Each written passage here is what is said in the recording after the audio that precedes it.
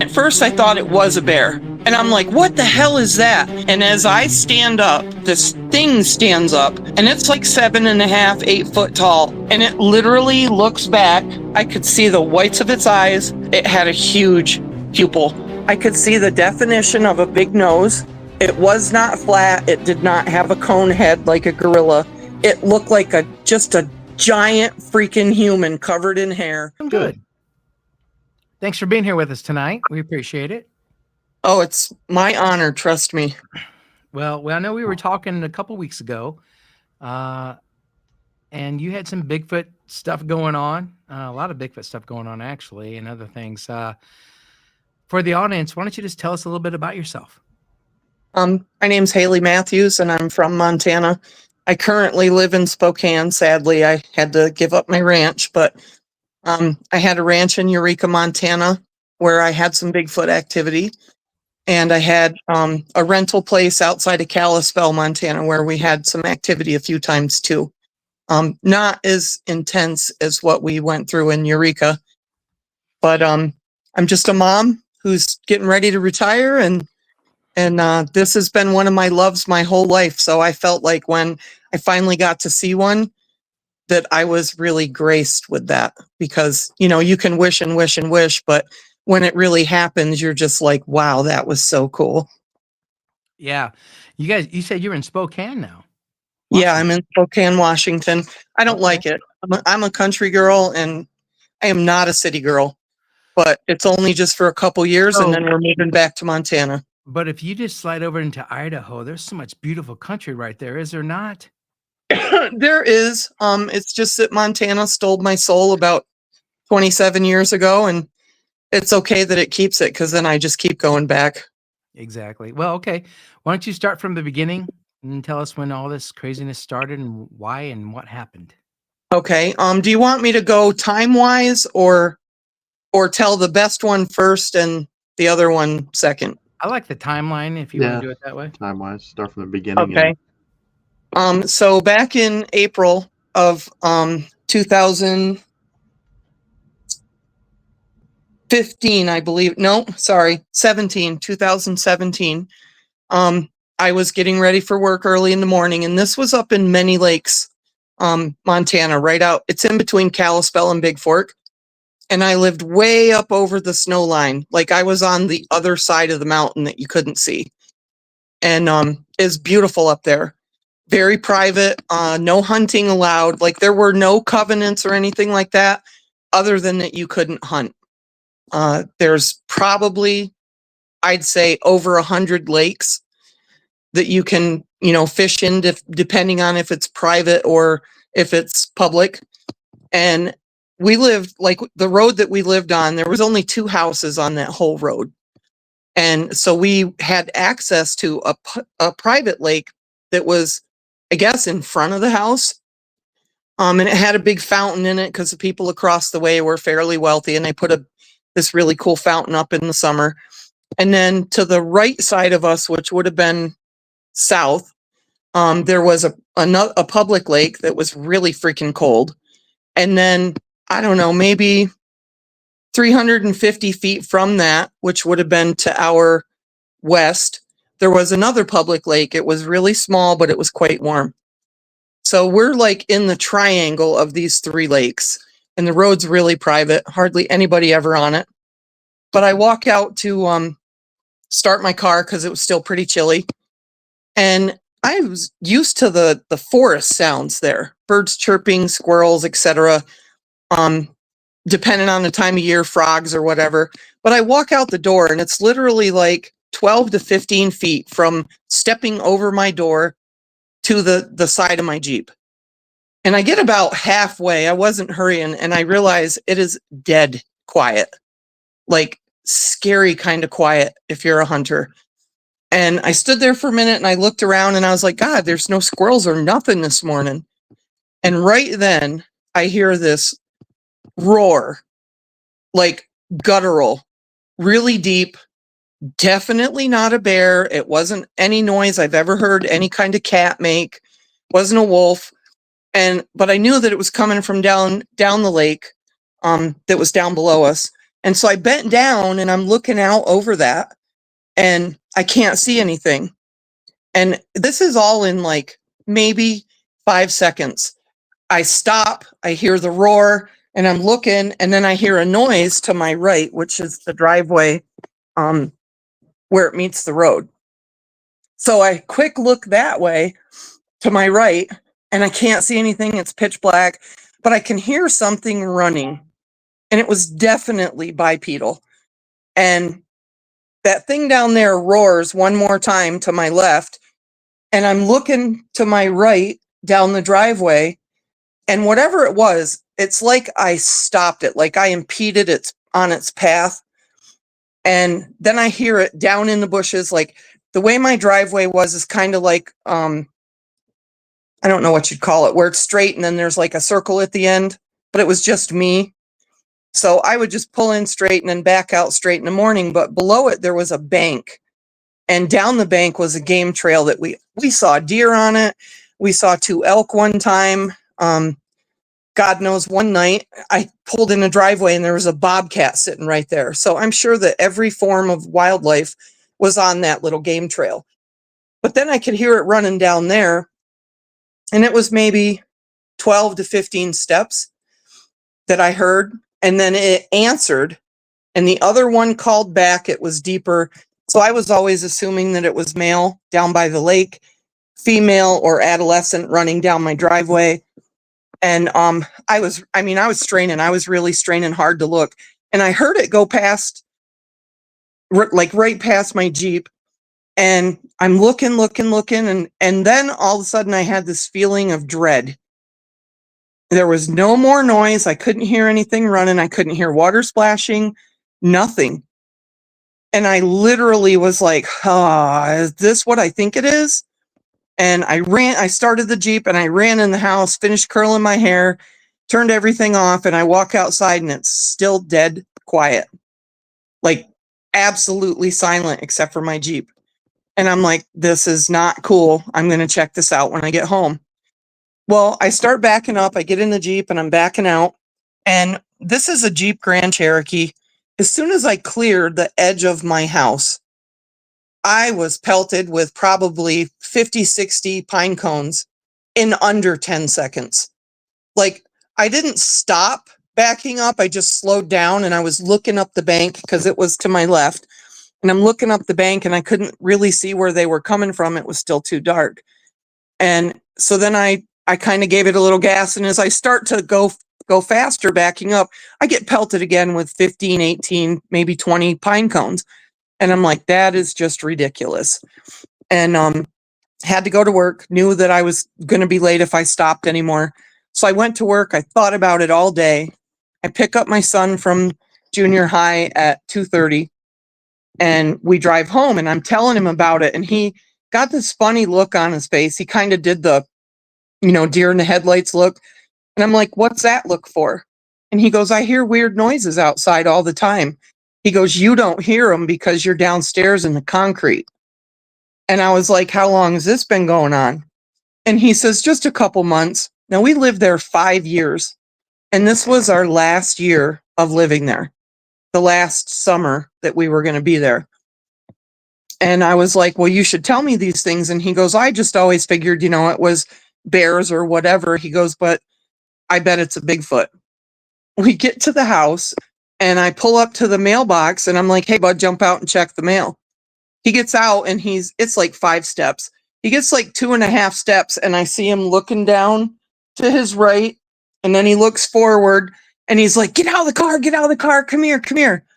And I step out of the car and I walk around and I look down and there are 3 really clear footprints where you could clearly see the right foot.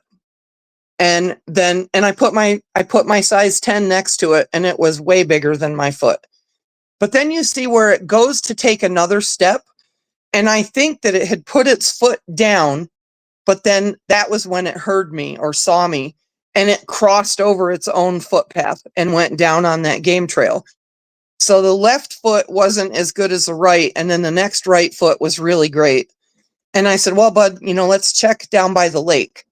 And so I parked the Jeep and he's running down the game trail and he's like, oh my God, there's dozens of footprints here. He goes, I think it's a Bigfoot. And we get down to the edge of the lake and you could see where it had stepped really far into the lake and then crossed over to the right hand side, there's a cabin there that's like, to me, it's a shed. I guess it was some guy's hunting cabin and it's like abandoned. And over by that abandoned cabin, you could see bigger footprints that I'm going to say were probably 16 inches. We did not measure those because the water was pretty cold and it was like up past our knees. But the ones for the smaller one, which I think was a female, the ones for the smaller one, they measured out at 14 and a half inches long. And they were, I can't remember the width, but I feel like it was about 5.5 inches wide. And like my son did, he made plaster out of flour and something else that we had in the house. And it worked okay, but it wasn't great and it was going to break quick. And I happened to look up the Rocky Mountain Bigfoot Association and they had a phone number in Polson, Montana, which was an hour away. So I called them and I told them, hey, this is what happened. This is when it happened. And they're like, oh, okay, cool. Just send us some pictures. And, I heard a few more things that were kind of strange. I know now that we were getting bionic bird sounds all the time. We just didn't know it back then. But then fast forward to the end of that summer, we're getting ready to move out. And my then husband, he wasn't there at the time that I had the incident with him in April, but he was home in August.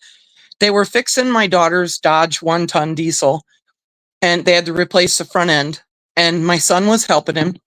And they're both laying on the ground. I get home, I run upstairs, I grab some snacks and some drinks, and I come down. And as I'm walking out that door again, I kind of looked, I thought I saw something move, and I look over and I see this little tiny Bigfoot face about like this.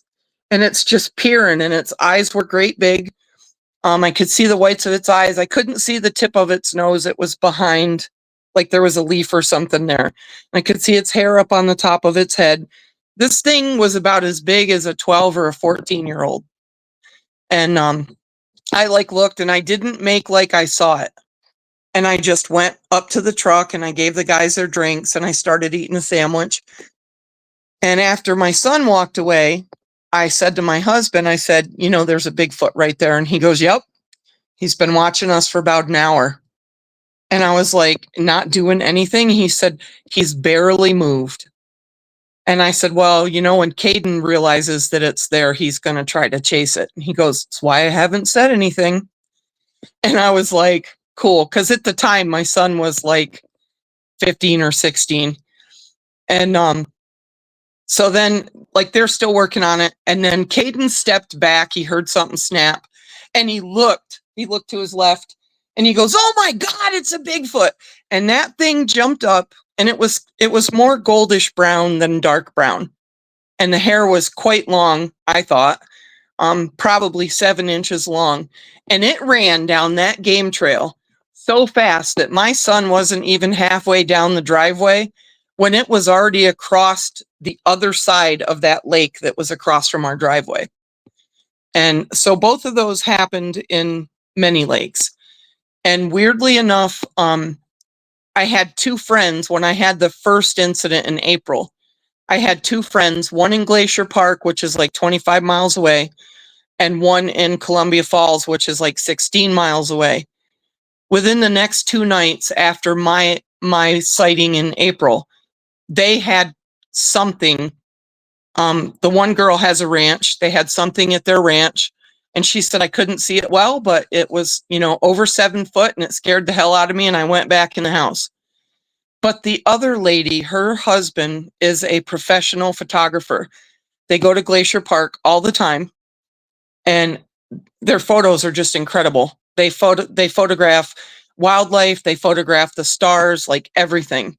But what they had happen, I think it was the same Bigfoot that was on my property because the way that they travel, the amount of miles per day. It very easily could have been, but it walked right through the camp that they had where they were taking pictures and scared the husband so bad that he just nonchalantly walked over to his wife, Ginger, and he was like, I want you to just pick up everything, gather it all together, and when I say run, you run. And they ran across the river that's there in Glacier Park. It's only like 5 inches, maybe 10 inches deep in a bad spot. But they ran from the little island they were on all the way across that river into their Subaru and hightailed it right out of Glacier Park. The other photographers that were there were literally like, where are you going? What are you doing? And they're like, we'll tell you next week. And come to find out, 3 other people that night pretty much saw the same thing. So I just felt like they were somehow connected. They were too close, But the real biggie was when I moved to Eureka, Montana. I had an amazing job. I bought this little ranch that literally backs up to the 89th parallel. Like Canada was my northern fence line. And it was awesome. It was just my little slice of heaven up there. This cabin, we moved in December of 2020, and this cabin hadn't been lived in for 7 or 8 years. And so we did a lot of cleanup. It took us the whole month of December to clean it up. But it was really weird because, like I was telling you, when we first started going there to clean it up, there were leaves inside that cabin, and they were in a corner where the wood stove would need to go because somebody had taken it out. But there were a lot of them, and they were matted down, and I thought nothing about it. And so we cleaned it, painted it, and put down rugs and whatnot, and we move in right after Christmas, like a couple days after Christmas. And I never saw or heard anything until February. And I kept thinking that I was seeing things like up here in my peripheral, because when you pull into this house, you pull down a straight driveway, and then you have to turn right, and you go up this little, it's kind of like a small incline with a bend, but there's a flat spot up there. And I kept thinking I always saw something up there. And then I turned my head and there'd be nothing. Well, my son came home from the Air Force. It was his 21st birthday, and it was the week of the 21st of February in 2021. And it actually was his birthday. And we had, when I first moved in, my dryer had broken. So I sent it off to be fixed. And I bought this piece of crap, like $50 jobby to get me through. We set it on the back patio, and there was no snow, but it was frosting all the time. And so we had set it on that back patio, put my matching one in there, and we were sitting down after dinner, and I'm sitting facing the sliding glass doors, and we're just chit-chatting. And all of a sudden I see something step out from the side of I wish you could see my hands better, because I see something step out from my left, which was where my bedroom was. And it was right at the corner of my bedroom, but kind of on the patio. And I watch it, it's all hunched over. And at first I thought it was a bear. And I'm like, what the hell is that? And my son turns around, and my 2 roommates are like, what are you looking at? And my daughter-in-law, she was sitting right next to me. She's like, what? And as I stand up and walk towards the sliding glass doors, this thing stands up, and it's like 7.5, 8 foot tall all day long. And there's no way that thing was under 450 pounds. Like, no way. And it literally did that cliche look over the shoulder thing, because it was stepping to get away from me. And I was grabbing the sliding glass door. So of course it had to stick, and I'm pulling on it, and it literally looks back. I could see the whites of its eyes. I could see the gold. I could see that it had a huge pupil. But what really caught me was that I could see the definition of a big nose. It was not flat. It did not have a cone head like a gorilla. It looked like just a giant freaking human covered in hair. And I mean everywhere, but not with white skin. It had I feel like its face was almost gray, but what really got me was that I could see its teeth like from here over clearly. It had very human teeth, except for it had big, long, um, what are these incisors? But horse people call them wolf teeth, canines. Had big canines. I would say 4 times bigger than mine. But its front teeth were huge, like bigger than my fingernails, like bigger than a thumbnail. They were huge and they were flat and they were really yellow with ridges in them, kind of like a horse. Now I finally get the door open and this thing takes a step, and that step from the toe of its right foot to the heel of its left foot for that step was 56 inches. We measured it. And then it took a step over my 4-foot pallet fence. It stepped down with its right foot, but then when it went to run, it stepped into another pallet with its left foot, and we only got the toes and part of the heel for that print. And then you could see 5 prints where it ran down into the ravine and took off. Now, my son and I, we hauled ass. We turned around. We went right through the house, out the front door and around so that we could try to follow it. And the whole time my son's like, oh my God, it's a freaking Bigfoot. It's a freaking Bigfoot. And I said, yeah, but this is a big one. This isn't a baby. And I said, I think it's going to go east, and then it's going to go north, and it's going to come around to the west and flank us. And he was, do you think so? And I said, yeah, they're very intelligent creatures, and it knows this property. You could just tell by how it ran. And so I go back in the house after like 5 minutes because I'm freezing. I grab a coat, I jump on Facebook, and there was a page, I think it was called Eureka 411. I posted it on there. And or maybe it was Eureka community page. I can't remember, but it was a community page for everybody that lives there. And I just said, hey, you guys know I'm up on the border. I just had the strangest thing happen. I think we saw a Bigfoot. And out the door I went, and we had flashlights. I had my gun in my pocket. I couldn't find any, like once we were past those 5 footprints, I could not like track it. It was really strange. And I came back in the house after about 45 minutes, and my son and my 2 roommates were outside looking. My daughter-in-law refused to leave the living room. She was scared to death. And my one roommate came in and kind of hid in his bedroom, and he's like, this just can't be happening.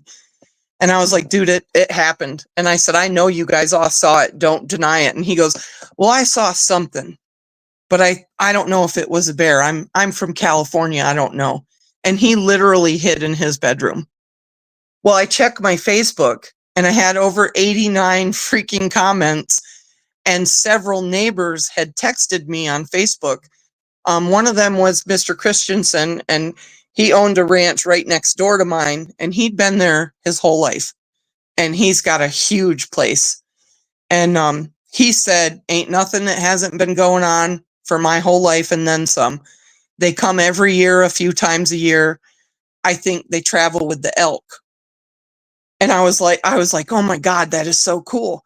And then another neighbor, I cannot remember her last name, but it was Sandra.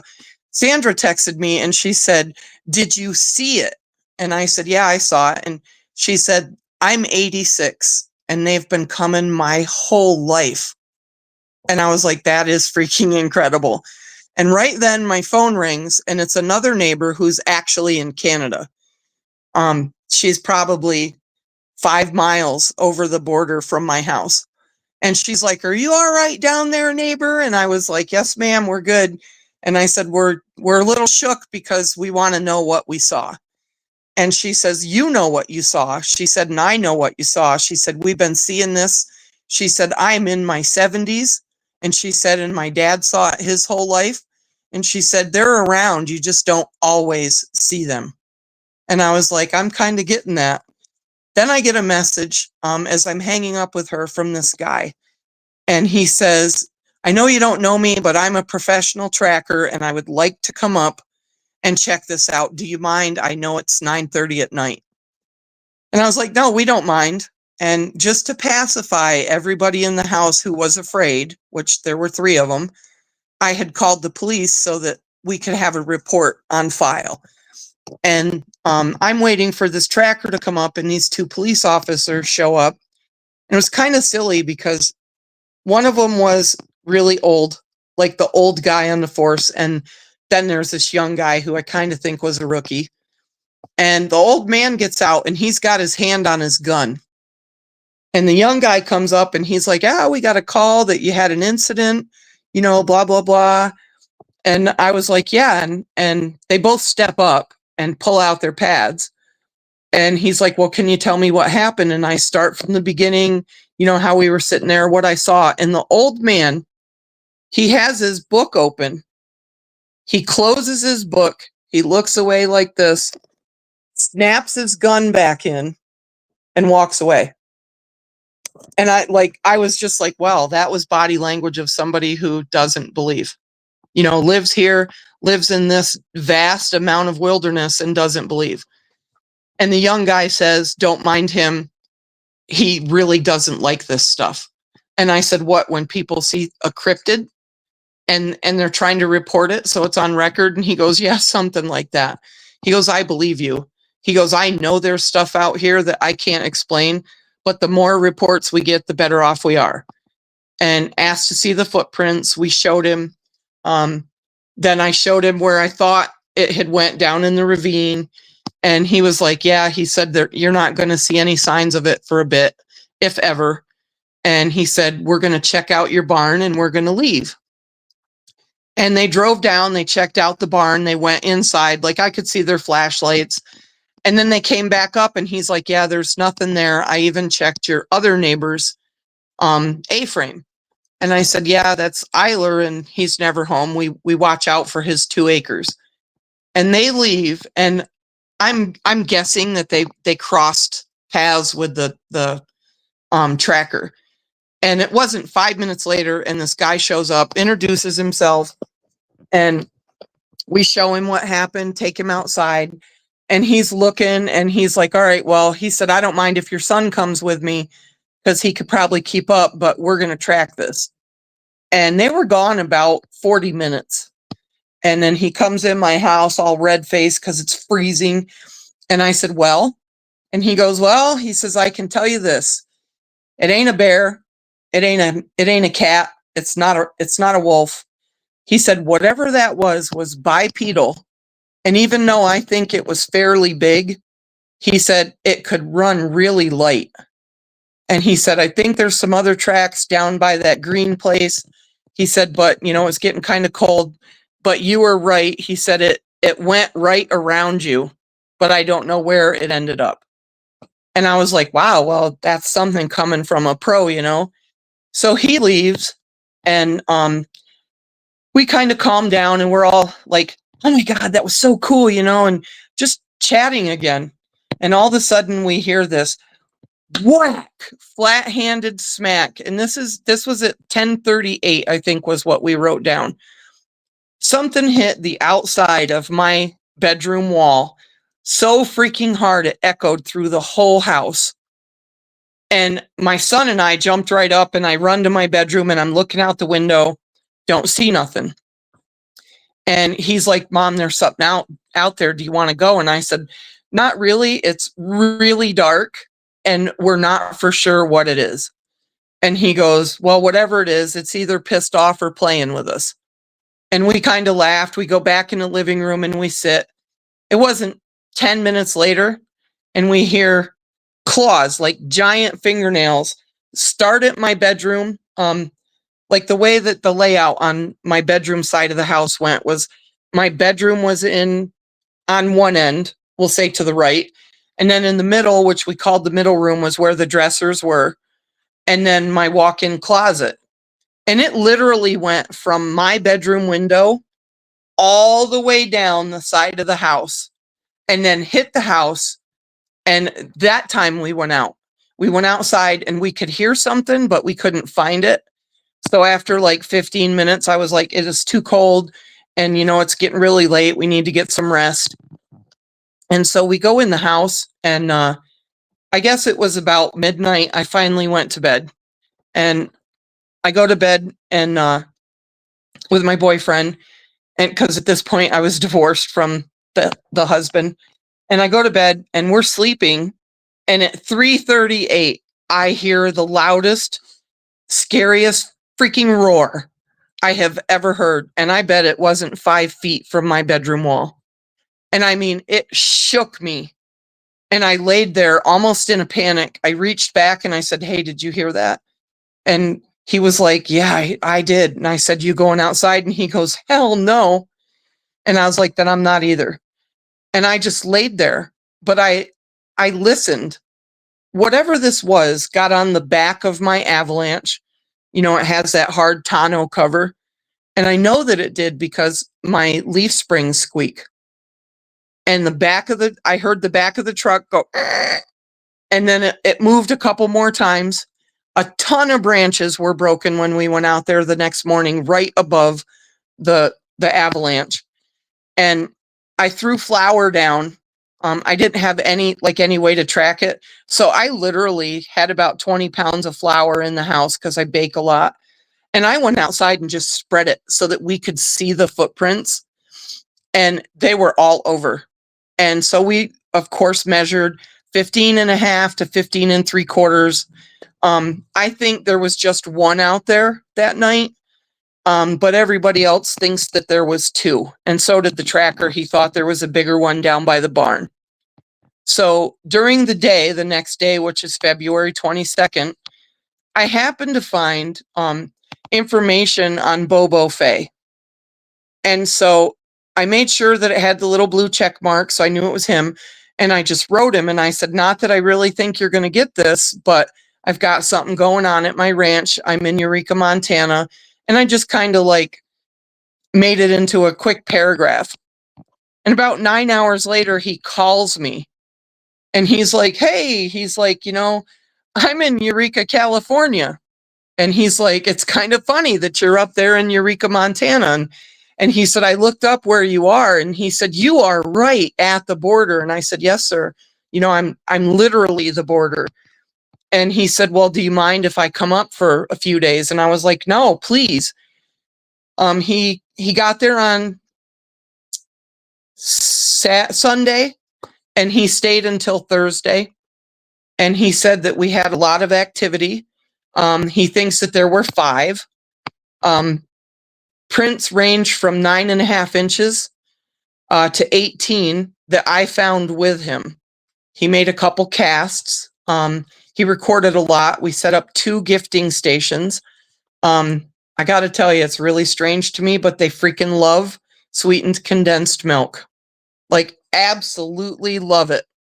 The cans are licked clean. They're squished. They're thrown somewhere. They really like not diamonds, but like those little beads that are like diamonds that are really shiny and rainbowy.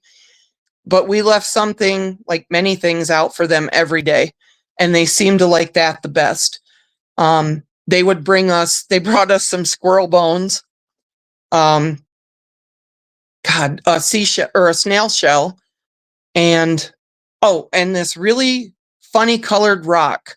It wasn't round, but it wasn't heart shaped or anything. It was just, I don't know, I can't think of the word for it, like a square that's kind of angled a little differently. Quadrangle, I guess you'd call it. And they really like anything bright and rainbowy. They love the little footballs. He put out 3 of those and we never found them, like, anywhere. But what got me was his last day there. I had to work that day. And I come home from work to say goodbye to him. And he says, "Hey, let's go check that gifting station." And we go down there and he's acting kind of weird. And he's like, "What do you see?" And I'm like walking around and I get close to the gifting station and he looks down and he goes, "Do you see it?"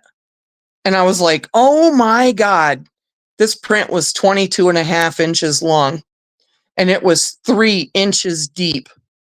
And he was like, "That is a big boy right there." He said, "You are looking at least a 10-foot Bigfoot." He said, "That's your alpha. This is a family." And he said, you're right. They probably follow the elk and they'll be gone in a week. And maybe they'll be back in the fall and maybe they won't. Maybe you'll never see them again. He goes, or maybe he said they'll stick around and they'll become friends with you. And I was like, how the hell did you find that? And he says, well, he said, I dropped the ball when I put it up here for them. And it was right there in front of my face. Then he took me down by the shop where we were certain we had seen something really big and dark previously. And he said, here's the tracks. And they were all around the back side of the barn where you couldn't see. And he said, they definitely don't understand why you're here.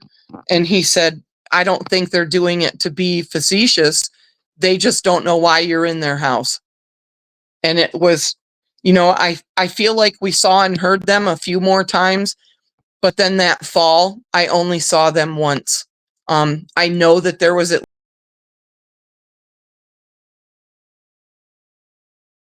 really, really weird. We had 2 horses there at the time, and my horses just they were like tattling. It was like this really funny, like an alert neigh, and just doing this, just looking over to the woods like, hey, there's something over there, Mom. And I went outside and I said, hey, I don't care if you guys are here. If you need to eat, eat. Please don't kill my horses or hurt my dogs. And after that fall, when I got sick, I never saw them again. If they were there, they were not making an appearance to me. But that's my story. Wow, Haley, amazing, Yeah, that's amazing stuff. How long ago was this? This was in 2021. Okay. Wow. You were talking about the bionic. Well, first of all, I want to say this. I think you had some juveniles running around. Yeah. Oh, here. yeah. Definitely. 7.5 feet tall. But yeah, that we talked about the print size, and I've heard this before too. You explained this to me when we talked on the phone a little while back, that if you take a footprint that's 20 inches long, it's the Bigfoot is half the size in feet of the inches of that footprint. So he'd be a 10-foot Bigfoot, right? Yep. So if you're finding like 23-inch tracks, you're talking 22.5 inches. It was huge. 11-footer. Yep. Bobo was literally like, this is 10 and a half, 11 feet easy. Yeah. And he said, it's a big boy. And that's awesome that Bobo came to your place and hung out with you guys and checked that out. We see Cliff all the time. I would love to meet every him show too. We see Cliff. We begged him to come on the show, but he's like, well, I don't know. Keep bugging me. And we're like, I'm not going to bug you anymore, Cliff. We'll just see him and say hello. But Bobo seems really cool as well. But I mean, I really think that you had juveniles. Yeah. Oh yeah. Going around there. And the big parents were like kind of hanging around the back. I think it's, to me, what we've heard is when they have the juveniles, the parents come up, they bring them, the parents stay back in the woods and let the smaller ones play, come up and peek in your windows and learn how to do that kind of That's stuff. how they right? learn. Yeah. Mm-hmm. Yeah. Yep. A little sneaky peek here and there. But another thing you said was bionic bird sounds. Can you explain to me what you meant? It sounds like a bird. And like, I cannot in any way repeat it, but if you Google it, there will be some sounds, some recordings that come up. And Bobo told me that they were out there. He said that it's a noise that Bigfoots make to communicate, to let other Bigfoots know where they're at so that humans don't know. And somebody gave it the name a bionic bird, because it's not a bird. It's a Bigfoot, and it just sounds really weird, and they thought it sounded cool, so they named it that. But like, I used to hear it all the time up there for probably all of that summer, because that was our first summer in that house. All of that first summer, I would hear it now and then, but I would always be, what the hell kind of bird is that? And then, well, my grandkids would come up hunting Bigfoot all the time, my grandsons would come up and they're like, yeah, we can hear those bird noises. And I'd listen, but I really only feel that they were there for a few weeks right before spring. and a few weeks before the hard winter hits, because they do follow the elk herd. When I was with Bobo, we found 2 elk carcasses. One was really old. I mean, like bleached. I would say probably 5 to 7 years it had been out there. But the other one was not that old. I mean, I figure they probably killed it before we moved in, and then birds and whatnot finished it off because it wasn't completely, picked bone dry. It was more, more fresh than the first one. But I am certain that they're out there. I bet they still go up there. Nobody lives there now. I sold it back to the guy I bought it from, and nobody lives there. Interesting. Very interesting, for sure. Before, one thing I wanted to say was, back in the day when we started doing this, we talked with people who would say, "Oh, we had a gifting rock, or we had a gifting stump," and I was always like, "That's weird to me." I didn't believe in the gifting thing, but the more I hear about it over and over, no other animal, I'm thinking, okay, a raccoon did this or this did this, but when people talk about things that they leave and things that they get, a raccoon or a small creature or a deer, nothing's going to do that. No, but leave no, those things. Take those things and leave those things. I can see if you gift like a jar of peanut butter and something licks it out, even yeah. whatever. But to get things like you were talking about, I mean, that tells you something, right? I mean, something intelligent is out there. It played a game with it. Perceiving with you, right? Yes, we put, those little rocks that you put in the bottom of a fish tank. They're kind of like a clear blue or pink, or some of them are just clear, and they're flat on the bottom and then pretty on the top. Mm-hmm. Bobo had like 4 of those, and we put 2 on each gifting station. And one gifting station was a stump, and I mean, it was huge. Like, I'm talking 4 foot across. It was a big old dead tree that they had cut and put in that ravine years ago. But then the other gifting station, and this is kind of creepy, this was up on that flat spot I told you where I always thought that I saw something. There was a statue, a wooden statue up there. And to me, it looked like a native Jesus. Like, I kept looking at it and I was like, I think it's a native Jesus. But somebody else said, "Oh no, I think it's a Hindu woman." And I'm like, I'm not seeing a woman in that jawline, but whatever. But we used the head of that statue because it was only like 4 foot tall. And we put those rocks on, like 2 rocks up there and then 2 on the other station, those clear ones. And I left a really pretty, shiny, stretchy, cheap bracelet. And we put a rainbow Nerf football up there, and he put a can of sweetened condensed milk at both stations, and they were both gone.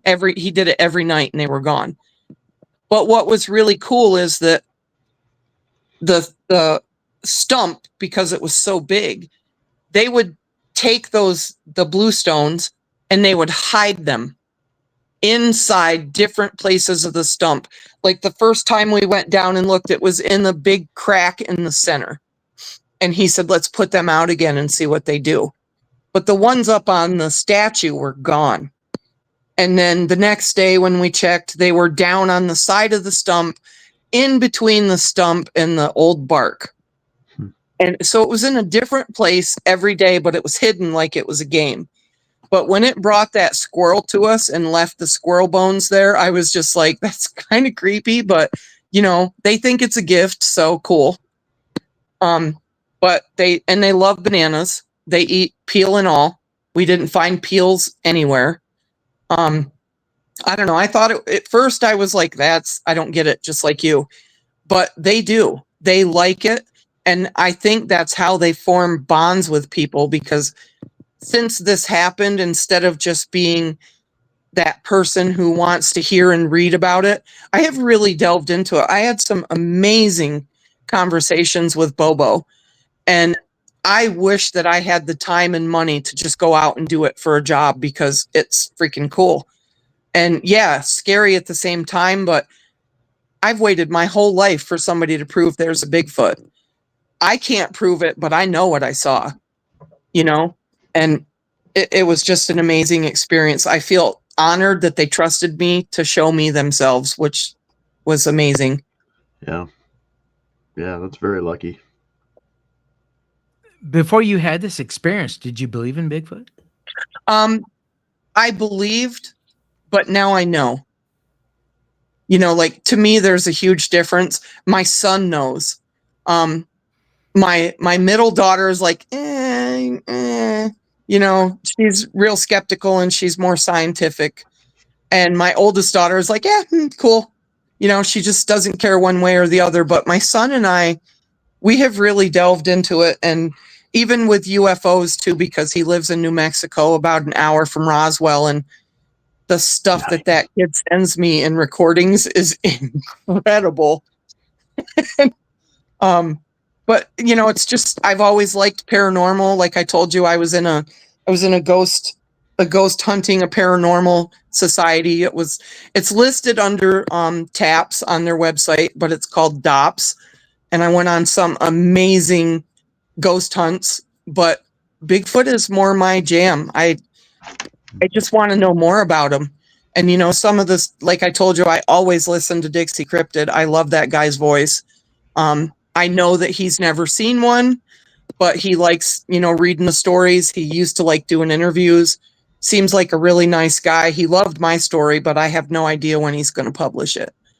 But some of the stories that he has told have really, you know, just hit me right in the heart, and I'm like, oh my God, and it's just so amazing. I think that someday, maybe not in my lifetime, they will be proven to be real. But I do question. I think there are different types of them because I did not see a cone head. Like it was not a cone-headed gorilla-looking thing. It didn't in any way walk like a gorilla. It didn't have bowed legs. It had really long legs. Gorillas have short legs. And you got to be pretty tall to step over a 4-foot fence like you're stepping over a little white garden fence for a human. I mean, he didn't jump. He just stepped over it. You know, I'm 5'10". I can't do that.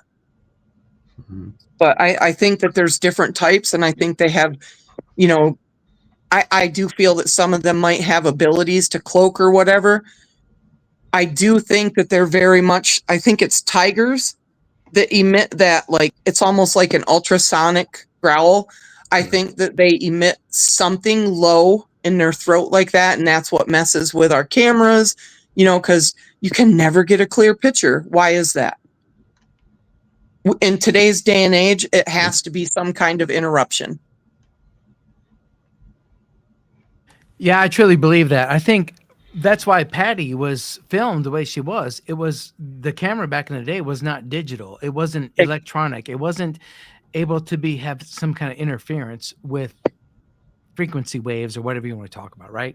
Yep, and he was further away. Yeah, so that's why they got that camera. I mean, nowadays, if you're out in the woods and you see one and you want to use your cell phone, you might get lucky if they're not watching you. But I think these things have an ability to the cloaking thing. I don't know if it's cloaking. I think it's more like just changing their frequency, right? Yes. We interviewed Ron Moorhead, and he talked about the Sierra sounds and all that stuff. It's like, I wouldn't call it a superpower. I just think, you know, they have the ability to change their frequency a little bit, and that's what makes them different. They're just that in tune with nature. Yes. I totally agree with that. Yeah. You've got chameleons that can change their color. I mean, there's so many different octopus. Yeah. I mean, look at all these creatures on this planet. I mean, there's so many humans. Look at our abilities. Look at where we're at. I mean, right? Exactly. We could blow up this world right now, right? We could launch all these nuclear weapons and blow this world apart. Yep. One of the conversations I had with Bobo, it was pretty intense. We talked about it for about an hour and a half. Is he asked me, you know, why do you think we never find one? And I said, they bury their dead. And I said, that's where the human side comes in, is that they bury their dead. Are we ever going to find one? Yeah, maybe. Maybe we'll get lucky someday. Do I believe that the guy has down in, I think it's New Mexico, has that one in his freezer? No. I really think that that guy is a sham. You know, there's a difference. And once you've seen one, and like, I don't know how to explain it. Like I said, I feel really honored, and I know that they exist. But when someone believes that they exist and they tell a story and it's just a story, like I've listened to a couple guys tell stories about something that happened when they were hunting, and I walk away going, bullshit. You know, they just didn't have the look in their eyes. They didn't have the, I don't know, like I have a great respect for them. I really do. Do I think it could kill me in a heartbeat? Yeah, if it wanted to. I mean, damn, it's huge. But do I believe some of the stuff that people have told me? You know, like they hear my story. Oh, well, you know what happened to me one time? And I know right then that they're full of shit. You know, I literally just want to be like, stop, because you can't even look at me when you're telling me, and you're too animated. No, no, you get this. Yeah, they're there.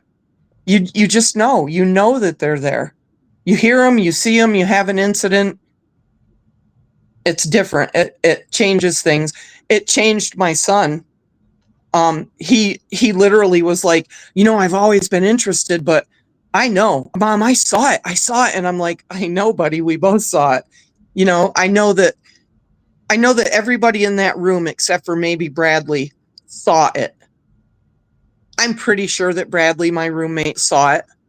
And him and my daughter-in-law, they were so freaking scared. They literally, like, he just went and hid in his room. She sat in a position where she couldn't see outside because she didn't want to. And even like if I were to call her right now and be like, oh, hey, blah, blah, blah, she'd be like, yeah, I'm staying here. You either, you know what you saw and you don't want to believe it because of whatever reason, or you believe it, or you know it. Well, you made an interesting comment there earlier about, you know, people seeing or not seeing. But like we always say, we've interviewed over 300 people. We don't have that many episodes, but we've interviewed over 300 people.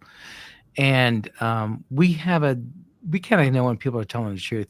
The thing about it is we hear the same things over and over, like special details that we don't talk about because we look for those, right? And that's how we know if people are. We kind of feel that if people are telling the truth. So many people come on our show, and we try to make sure that, you know, we feel like they're legit. I'm not saying that all of them are. We can't prove that totally, but I will tell you one thing, and we have always said this: if one of those people are telling the truth, if you're telling the truth, if any of the 200, 300 people we interview are telling the truth, then it's got to be real, right? Yep. Then it's out there. Exactly. Yep. You know, it's like when you were first talking to me before this interview, and I told you about the teeth. You were like, the teeth. Like, you were just amazed that, like, that was a detail. The cool part was that, you know, I hunt. I love to hunt. And I've hunted almost everything in Montana. I have not been bear hunting. I have no interest in that. They scare the shit out of me. But, you know, I'm also a horse person, and I grew up on a farm, like a farm, not a ranch. And when I tell you that it had ridges in its teeth, like a horse, you know, with the brown coming up, I was so amazed because I asked my son, "Did you see it? Did you see that thing's teeth?" He was like, he goes, kind of, they're yellow. But I saw them. Like I could draw the size of their teeth, and they're huge. And the hands, like, you know, I have really big hands for a woman. They're long and skinny. That thing's hands made my hands look tiny. And, you know, people don't, and the fingernails, I only saw the nails on the right hand, but the fingernails were like, they weren't like claws. they were fingernails, but they were more shaped like a dog's toenails, just wider, with that arc in the middle and then the point on the end. And they were not like my nails are clear pink. They were not. They were brown and yellow. They were gross. And they had dirt. I know that he had dirt on his hands. And that was the other thing, was the hair on the hands was really long. Like it almost seemed like it wasn't the top of the hand, it was the wrist and it was hanging down. But even the hands were that weird gray color. And I hunted on the internet for probably more than 200 hours trying to find a picture or a drawing that somebody had made that looked like what I saw. And it was only like 3 weeks ago that I found one. And I was like, I literally wrote this one guy. His name is Michael Matt. And he's part of the Bigfoot Society for Montana. He lives in Libby. He became a friend of mine because of this. He came up and spent like a freaking week camping in my field trying to get something to happen. But, and when I called him that night, I was like, oh my God, you wouldn't believe what happened, blah, blah, blah. When he came up and sat and talked with me, he was like, your details are really detailed. He was like, you paid attention. And he goes, I believe they're here. And, like after when I packed up and I was leaving, he came up again for another, couple days, maybe 3 days or something. And he goes, I just don't feel like I did that week. That other time I came, they were here. And he goes, and now you're moving away and they're not here. And I said, but the elk aren't here. The elk are up high in the mountains. They're not down here, in the valley. But he knew that they were there. I don't think he saw one. I think he heard one. And he could tell by my voice, knowing me, that I was just so adamant. And freaking Bobo, when he called, we talked for 3 hours. And he was just like, damn, I feel like this is legit and da da da da da. But it was just an amazing experience. I hope I have more, but I'm in Spokane now, so I feel like not until I get back to Montana or I'm in Idaho or somewhere. All you got to do is go across the border to Idaho. Yep. Yeah, I heard Coeur d'Alene is like a huge hotspot area, if you know where that's at, right? You're not too far from there. You're not too far. Coeur d'Alene is 20 minutes away. Okay. So have you been there yet? I haven't been out in the woods because the whole reason that I left was because I got COVID. And I died, and I was in a coma for 6 months and in the hospital for like almost 10, and getting rehabbed so I could walk and whatnot. And I was just so weak. I'm 5'10", and when I got sick, I weighed 215, and when I woke up, I weighed 145 pounds. And it was a year before I got back up to my normal weight, but I just don't have I haven't hunted. I've only hunted twice since I woke up in 2021, late, because I came home in December of 21. And, I've only been hunting twice, maybe 3 times, but not like I used to be. Like when I came home from being sick, it was elk season. And I made sure that because I bought my tags in like May, and my gun was sitting right next to my bedroom window because freaking elk would cross right below my bedroom window. And I was like, if I shoot an elk, you guys are going out to get it because I can't haul it. But, I was so down and out. I couldn't lift a bale of hay to feed my horse. I couldn't walk out there. Now, I'm better. I'm more myself, but I'm not home. I'm over here in hell. But it'll be different once I get back to Montana. I'll be able to get back into the things that I did. And God, my chiropractor had an experience that it gave me goosebumps when he told me the story. And him and I and my ex-husband were going to go on a camping trip in Idaho, down near Salmon. And he was going to take me to where he didn't see a Bigfoot, but I'm sure that he had an experience. And I think that he was walking through Bigfoot's game gauntlet. Like that was Bigfoot's game trail. And like we had that planned and everything, and I didn't get to do it. Are you gonna try and get back up to the northern part of Montana when you move back out there?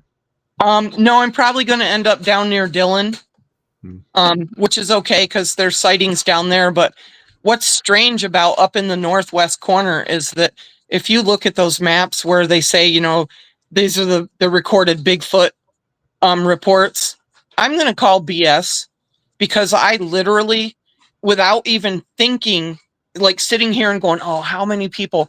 I can tell you that I know dozens of people who have had Bigfoot sightings in Libby, Troy, Eureka, Kalispell, Columbia Falls, Hungry Horse, Glacier Park, Big Fort, Lakeside, Summers. They're all over, but you don't see those dots on that map. And to know that my neighbors, every one of my neighbors on that road, it was called Northgate Road, every one of my neighbors have had sightings or had incidents pretty much their whole lives. And none of those dots are on that map up there. It's like it just completely misses that area.